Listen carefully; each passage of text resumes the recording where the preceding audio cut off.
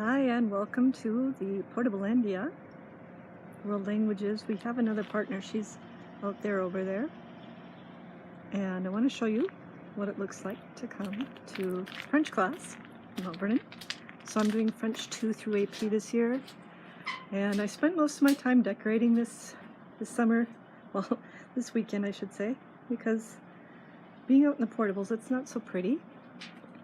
And I wanted something snappy to show the students when they came in that we can cultivate our garden, as Voltaire said. Il faut cultiver notre jardin. So I've made an effort, I guess. So this is my portable. I'm going to show you our classroom. When you walk in, we have our supply counter, which has band-aids, pencils, staple, everything we need, the paper. And we've got a nice poster board here that students drew quite a few years ago. And so here's where I have a lot of our accessories. So we have the Guess Who games, the food picture cards that I talked about in one of my blogs. We have all the art supplies on this side. So we've got little sacks that have scissors, glue, color pencils, highlighters, everything they need. Plus there's extras for markers, big fat ones, little skinny ones, and other art supplies because we do a lot of projects. We keep going over here. We have all of the storytelling, so we do a lot with the tall tales and fairy tales. Those are great cards to use. And we also have, I'll pull it out here, some that I've bought in France. These are just cards to help tell the story. Those are fun. We have several sets of the Rory story cubes.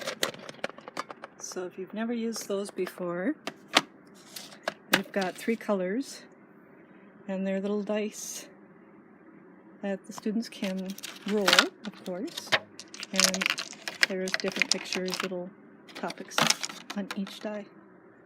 And I've got quite a few of those, so we have enough for all the students. We put them in groups and they tell stories. I also have a box for vocabulary games that I bought in France. So we have quiz, des Jeux Olympiques. We have logical games for them. We have the vocabulon, oui, no question. Lots of fun. So when the kids have a little downtime, they come over and they can grab a game here.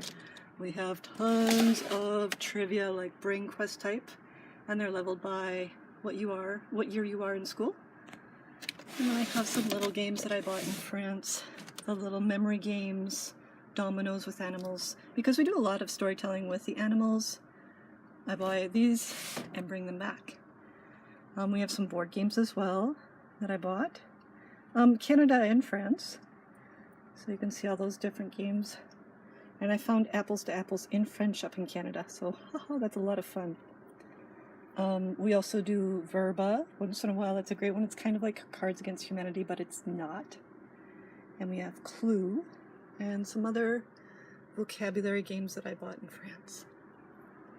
And of course, the bigness down there, those are things I haven't organized yet. Let's look up here. So I have lots of accessories, props that I buy at the dollar store. And I also keep some of the students' books, the TPRS stories that we do. So I keep those and we show them off every year to see where we've been. And then the infamous shoe boxes. So these aren't all my shoes. I did borrow some of these from my friends. And in here I have basically all the curriculum. So it's not just like flashcards. It's also sentence frames. There's culture cards. There's all sorts of things that we use these cards for. And I try and keep them organized by putting the names on them. And all the books that we read have been photocopied and organized by level.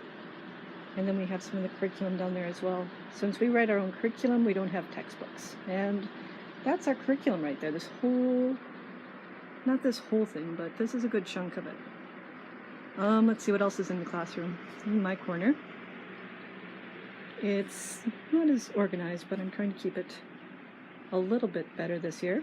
We've got the ubiquitous Tour Eiffel, a little corner for the students if they need to grab some snacks. We have tea, usually Cheez-Its or animal crackers. Naturally, we have the Paris wall, flags of Francophone countries.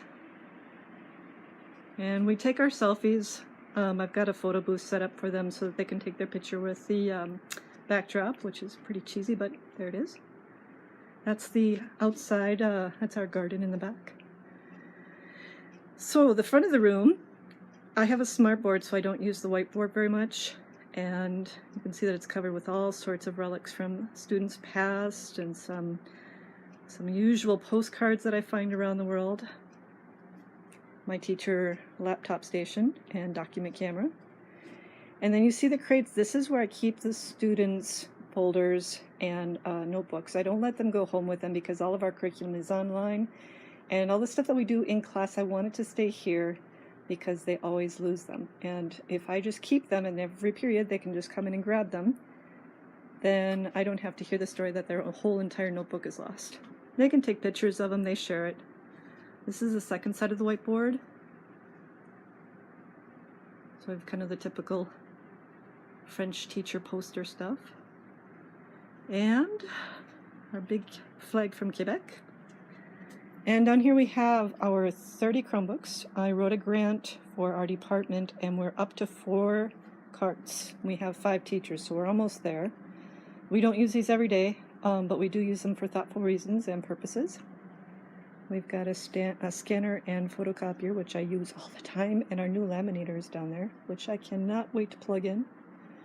This is our tech table, and this is where the students can come and charge their phones, because we have 8 different teachers, 4 classes a day, 84 minutes, and it does sap the strength. So the students come in. These are to charge our iPads. This was back in the day when I had iPods. I had a little charging station as well. And in there we have some headphones and connectors for the students. So when we do any listening activities, the students can come and grab something. We have all of our headphones in there. So I use over-the-ear headphones. I get them on Amazon. And we have tripods. And the tripods I can use for either their phones, and I put a little clip on it. They can stick their phone right in there if it's a smaller phone.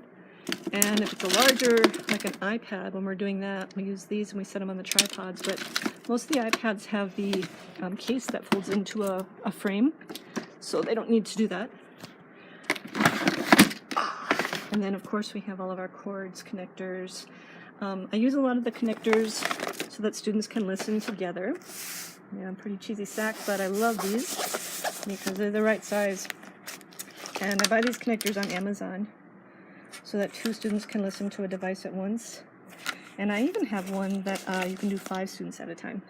So I love using those, and it saves on having to have a device for each student.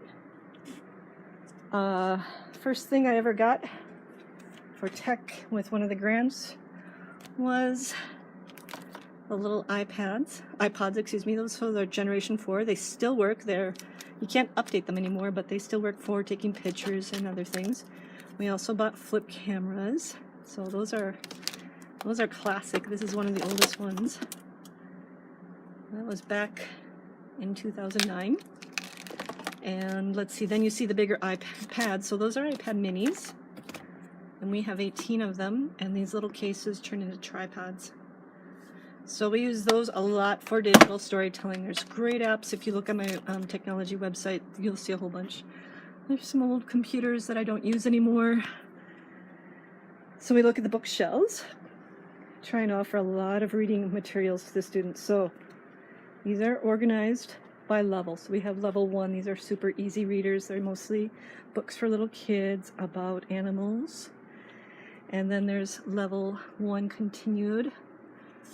Level 2, there's lots of these that they can just come into the classroom and grab. We have some BD down there.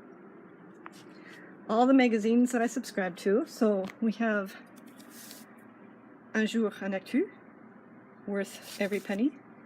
We have Géo Ado. The publishers of this magazine must be watching what we do for AP themed units, because every time I want to talk about something that's going on in the world, or social justice, or what it's like to live in a francophone country. And I also get phosphore. Phosphore is one of my favorites. It's a little bit more for high school levels. It gives the kids a challenge. But we also have some easier ones, the Astrapi. Those are always fun. And the Picsou. And then the really basic. And those include the Julie. Julie's kind of like that little girls type of magazine. As we go down on this shelf, these are more advanced books, so the chapter books. These are the Clé International that I buy.